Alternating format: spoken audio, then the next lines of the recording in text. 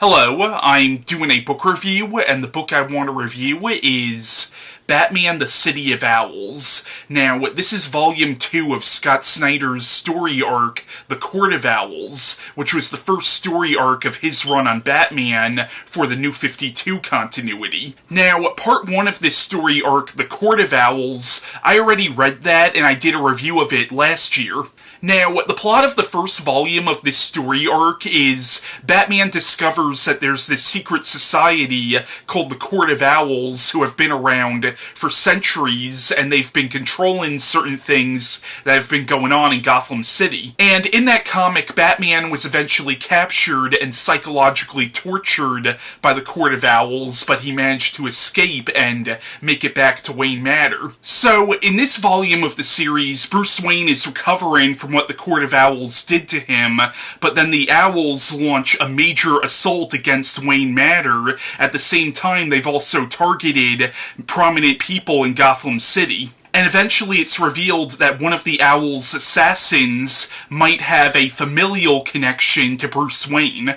But both this and the first volume make up an excellent story arc, and I'm a big fan of Scott Snyder's Batman stories in general because he adds such a creepy mood and atmosphere to his Batman comics, and he really does incorporate horror elements to his Batman comics. Now, yes, you could say that the whole idea of this secret society in Gotham City that's been controlling things for hundreds of years, you could say that whole concept is kind of taken out of left field, but then again, the New 52 is specifically supposed to be a new continuity, so I could buy it in that regard.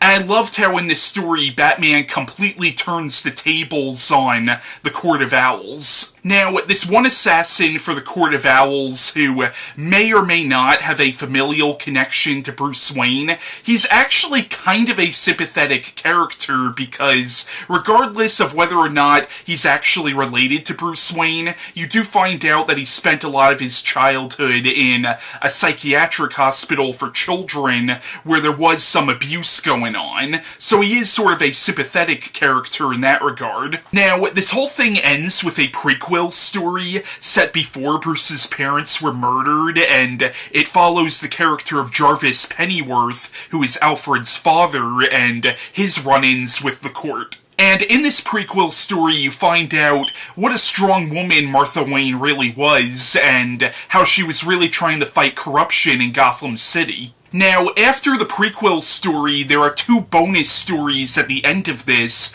both of which were co-written by James Tynion IV. I'm not sure if I'm saying his last name right, but these stories are more or less self-contained. I mean, the Owls are mentioned, but you could easily read these two bonus stories without having to read the beginning of the book. My favorite of the two is Ghost in the Machine, and this one is about this girl whose brother is gay, and he's constantly being harassed by this gang, and one day Batman saves this kid from the gang, and so she's grateful to Batman, and pretty much she tries to help Batman throughout the course of the story. This one I thought was really sweet, and the heart of the story is definitely the relationship between this brother and sister. The second one is First Snow, and this features Mr. Freeze as the main villain, and this one really does sort of subvert a lot of things that we think we know about the character of Mr. Freeze.